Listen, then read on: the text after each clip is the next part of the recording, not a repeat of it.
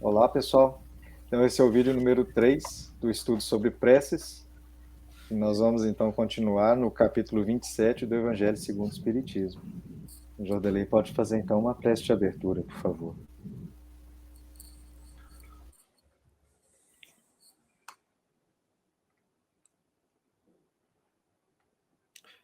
Senhor,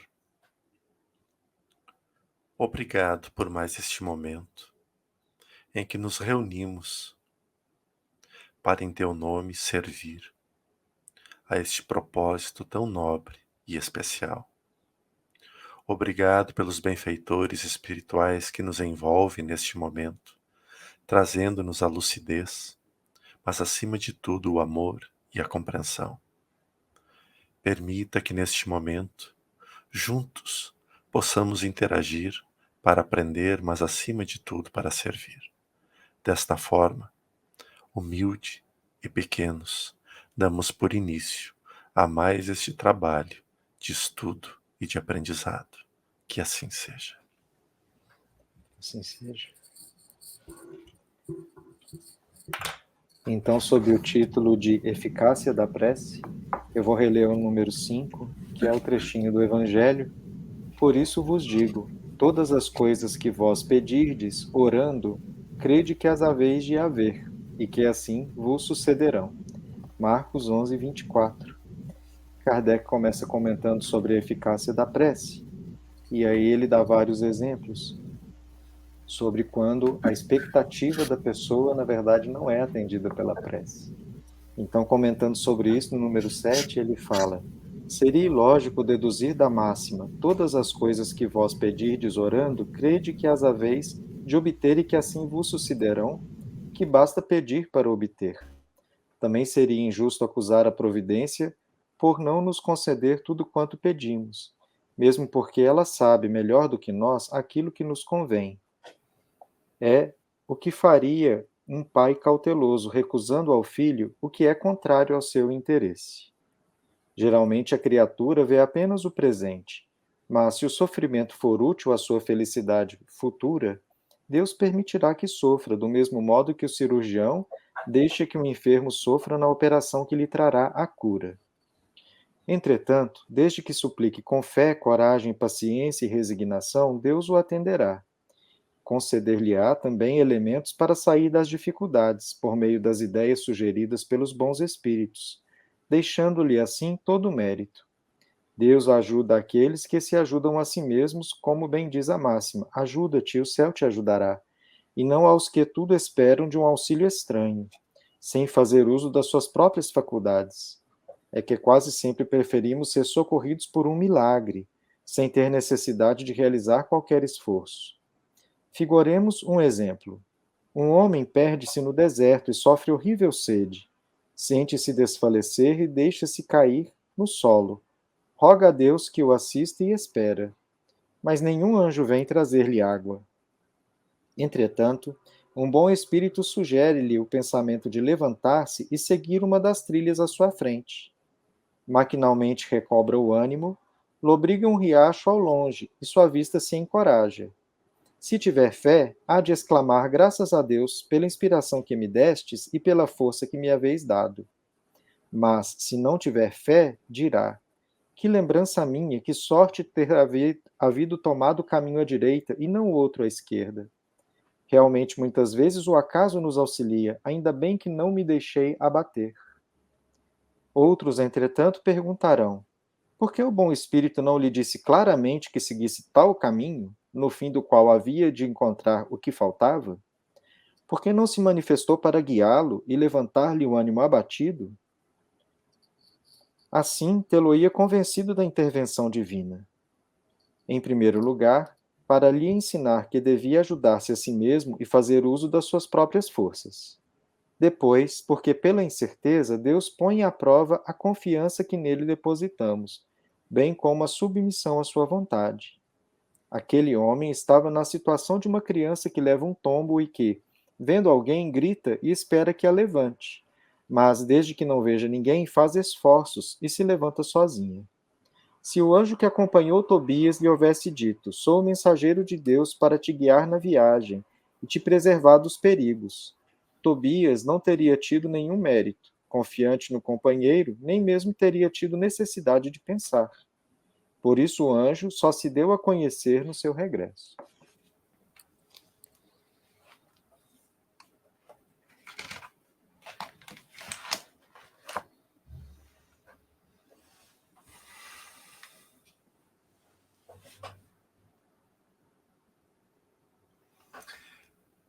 É tão claro esses exemplos que não tem nem o que falar. Muitas vezes, quando as pessoas falam de mediunidade, eu sempre digo: se um dia não tiveres dúvidas, volta, que tu já te perdeu há um bom tempo. E foi o exemplo dado ali. Todos nós,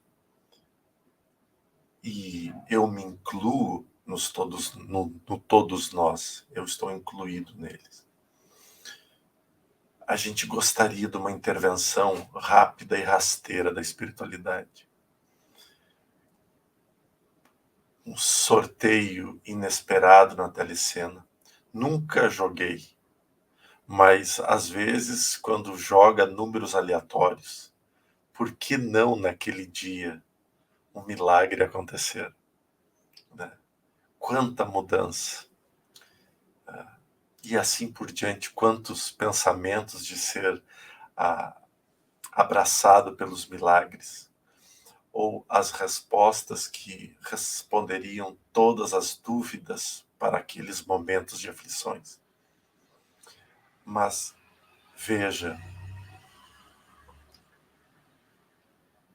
que momentos de aflições são esses?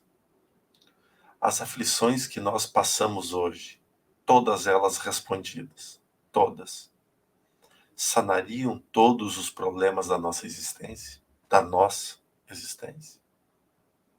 O que seria dos problemas sanados amanhã? Sexta-feira, o Oikenaz falava algo muito interessante. Depois do contato realizado, da resposta recebida, o que faríamos uma hora depois? O que faríamos na hora seguinte?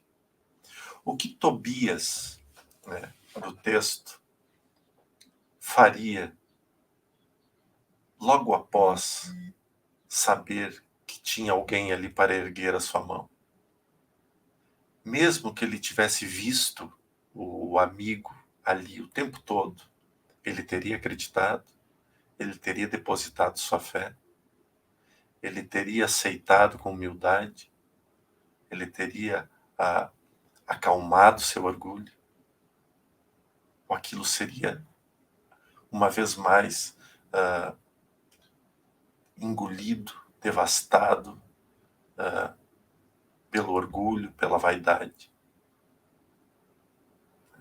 Quantas perguntas nós temos ainda para nos responder?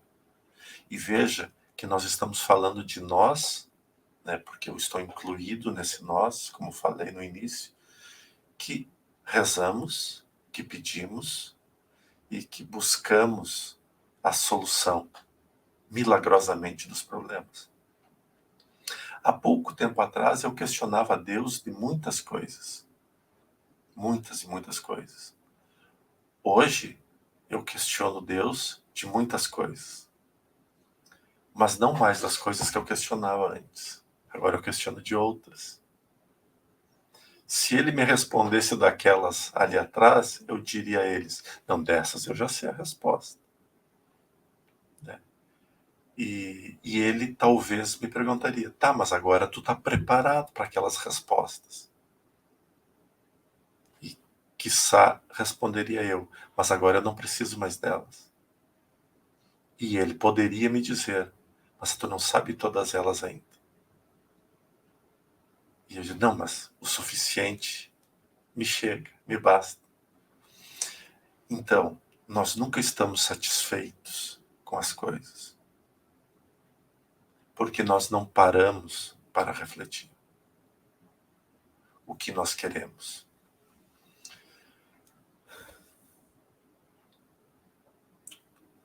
Eu gosto muito de falar, e um amigo meu, terapeuta, vive me dando risada e falando disso, mas eu falo muito de um furacão, né?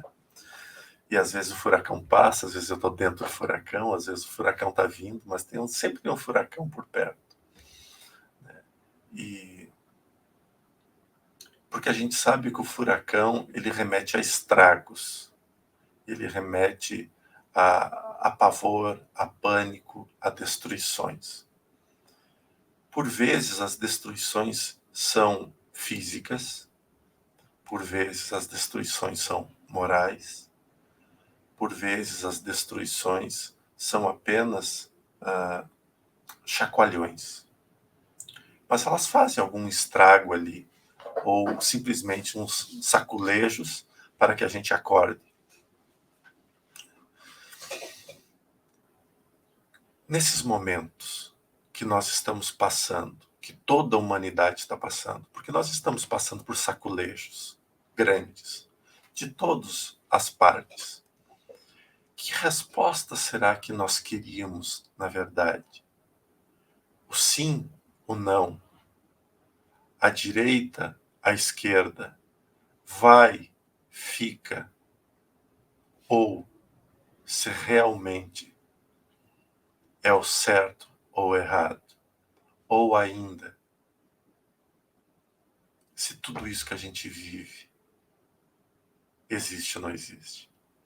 Veja, para cada pessoa é uma dúvida diferente, mas nunca a gente se perguntou quem sou eu. E quando a gente conversa com Deus, porque a gente quer ver a espiritualidade, por que eu quero ser clarividente? É para ver se o Jordelei, se o médium X ou Beltrano está mentindo ou não. Para ver se existe espírito mesmo. Para ver, verdade, ele estava. Mas aí quando começar a ver, mas eu não quero mais ver. Chega, isso eu não quero ver. Eu só queria ver meu mentor, eu não queria ver meu obsessor. Eu achava que a minha casa era limpa, agora eu tenho que conviver com esses caras aqui. A realidade é diferente. Mas aí que vem a pergunta: quem somos nós? E é simples a resposta. A resposta está naquilo que nós queremos fazer. Se para nós é difícil rezar, então é fácil dar a resposta, porque rezar é nos fazer ficar melhor. Se eu não quero fazer eu ficar melhor, a gente sabe a companhia que eu tenho. A gente sabe que companhia eu estou envolvido. Porque eu não tenho dificuldade nenhuma em sair para beber. Dificuldade nenhuma. Mas para rezar, antes de dormir, é custoso. Porque eu pego no sono muito rápido. Eu estou só fazendo alegorias, estou fazendo pequenos pinçando alguns pontos, para que a gente possa refletir, né? Os pontos que nos são importantes para alguma coisa e outros que não nos são importantes. Então, pedi e obtereis. A gente não pede, Robson. A gente reclama. A gente não pede para Deus, a gente reclama de Deus. Por que tu não me dá isso? Por que tu dá para o outro e tu não me dá isso? Né? Mas me perdoe aqueles que pedem. Enquanto você estava falando, eu lembrei de uma pergunta que é muito recorrente nos comentários do canal, né? Que muita gente pergunta assim: como eu faço para conversar cara a cara com o meu mentor? Como eu faço para saber o nome do meu mentor? Como eu faço para receber uma mensagem do meu mentor? E no fundo a gente vê que essa necessidade do mentor é como se fosse assim: eu quero usar alguém que eu estou dando o nome de mentor como oráculo, né? Justamente talvez para descobrir a resposta de quem sou eu ou o que eu quero. E aí eu vou virar para o mentor e perguntar para ele, né, assim, ó, qual vestibular que eu faço, né? Ou eu caso eu compro uma bicicleta, né? Ou qual ação vai subir na semana que vem? E aí eu vou e compro aquela, né? Então, mas é muito isso, né? É assim, essa coisa do usar o espiritual, ou usar até a prece, né, para pedir, mas para pedir coisas assim que são até um pouco infantis, né? E de novo a gente cai nessa história do infantil, que é como se a gente não soubesse nem quem sou eu, que é essa pergunta que você colocou, mas nem o que eu quero, né? Eu lembro que tinha um exercício de coach mesmo, né, que em termos de autoconhecimento é como se fosse um nível consciente, que o coach propôs um exercício assim. Imagina então que você está lá fazendo a tua prece e de repente Jesus aparece na tua frente e fala assim: vou te conceder um desejo. Você está pedindo com tanto fervor que eu vou te conceder um desejo. O que você vai pedir? Aí foi engraçado porque ninguém na sala sabia falar assim de pronto o que ia pedir para Jesus se ele aparecesse ali na hora, assim, na minha frente, né? E, e aí o coach, né, percebeu que todo mundo ficou meio perplexo assim, não sabia o que responder. Ele falou o seguinte: ó, Jesus não tem o dia inteiro, não, vai embora. Pode pedir mais rápido, que vocês estão aí pensando, né? Ele tem mais o que fazer. Então é uma coisa assim, né? A gente não sabe, a gente não se conhece, a gente não conhece os nossos desejos, a gente não sabe o que a gente precisa para ser feliz.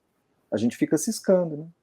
Quem diz que eu ganhar lá na Telecena ou na Mega Sena, igual você falou, vai te fazer tão feliz assim? Talvez vai ser um baita de um problema, você nem sabe. Vai criar uma baita de briga de herdeiro na tua família, vai te afastar os amigos verdadeiros, sei lá. Pode acontecer muita coisa, não é só que você vai ter prazer porque você ganhou um dinheiro. Agora, Robson, essa pergunta aí que o coach fez é delicada, né? Jesus aparece na tua frente, tu vai ficar sem ação? Primeira coisa, né? Como as pessoas ficaram que não conseguiram nem saber o que perguntariam, né? Então, porque elas começam a refletir, né? A pergunta para Jesus tem que ser algo bem profundo. E aí mora a dúvida, né? E mostra realmente que a gente não se conhece direito ainda, né? Mas o que eu queria falar aqui, tem um filme aqui, que eu estava lembrando quando a gente estava conversando sobre esse capítulo aqui, que é A Volta do Todo-Poderoso, né? E esse filme ele traz o Morgan Freeman como Deus, né?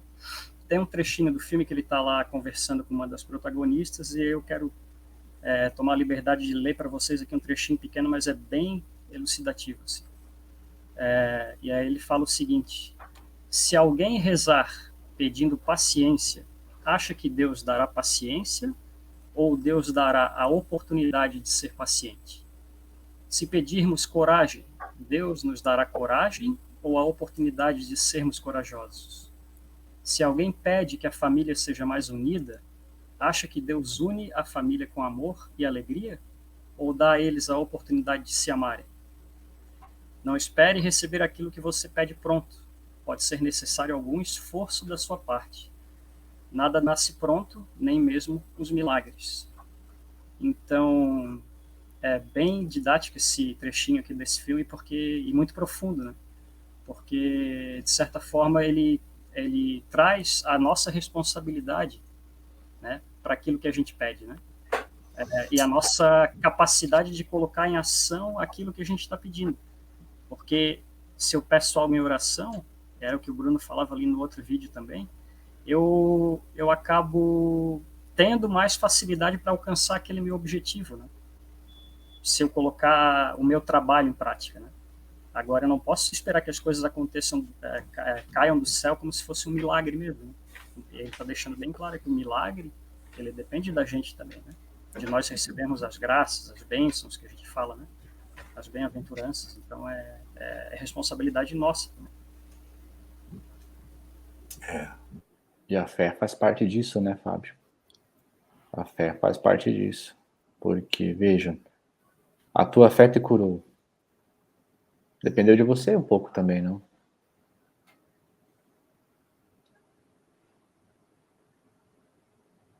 Nesse caso, esse exemplo, ela não pediu nada para Jesus. Ela só sabia que se ela tocasse em Jesus, ela estaria curada. E ela só tocando, ela se curou e Jesus disse: a tua fé te curou. Veja, alguém que não pediu nada. Ela foi até ele acreditando que se tocasse seria curado. No exemplo que o Kardec cita, ele deixa isso bem claro, né? Se o viajante no deserto, se ele tem fé, na hora que ele encontra a água, ele agradece a Deus a inspiração e a ajuda dos bons espíritos. Se ele não tem fé, ele acredita no acaso, na sorte, e eu lembrei do caminho melhor que de repente me levou para a água, né? Só que essas duas atitudes, em termos de resultado, é o mesmo. Ele acabou encontrando água. Mas em termos de evolução interna, completamente o oposto, né? Justamente por causa da diferença que você citou, Bruno, que é essa fé interna que a gente percebe um Deus guiando os nossos passos, né? Porque senão tudo vira acaso, tudo vira jogo, né? Agora, voltando um pouquinho ali atrás, eu juro para vocês que eu gostaria de estar junto das pessoas que abrissem a clarividência, só para ver a decepção delas conversarem com os mentores dela. Juro, sim. A primeira pergunta que elas fariam aos mentores, para ver a cara de sorrisão fechando. Porque eles iam de cara mandar pegar um livro e lerem. Porque eles fazem isso sempre. O primeiro contato é mandar ler. E ia ser provavelmente o Livro dos Espíritos. Certo que sim. Primeira coisa. Vai ler o Livro dos Espíritos. Aqui tem todas as respostas que tu precisa. Geralmente eles começam assim. Muito bem. Vamos fazer então uma prece de encerramento, Jordelei? Acho que agora é o Fábio, né? Não, ele fez a abertura do terceiro vídeo. Não fui eu que fiz. Ah, foi você que fez? Então eu inverti na minha cabeça.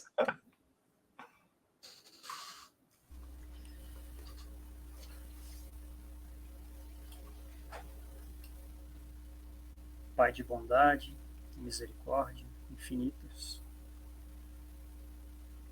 gratos somos por esta oportunidade abençoada de discutirmos fraternalmente assuntos tão relevantes para o nosso crescimento, para o crescimento dos irmãos e irmãs que desta gravação fizerem uso elucidativo, uso que contribua de alguma forma para as suas evoluções. Que todos possam estar abençoados e amparados por essa espiritualidade tão amiga e companheira, que nos agrega tantos conhecimentos e nos oportuniza esses momentos de olhar para dentro, de enxergar um pouquinho mais as nossas essências como seres espirituais que somos. Obrigado, Senhor, que assim seja. Que assim seja. Então, até o próximo vídeo, pessoal. Logo estamos juntos.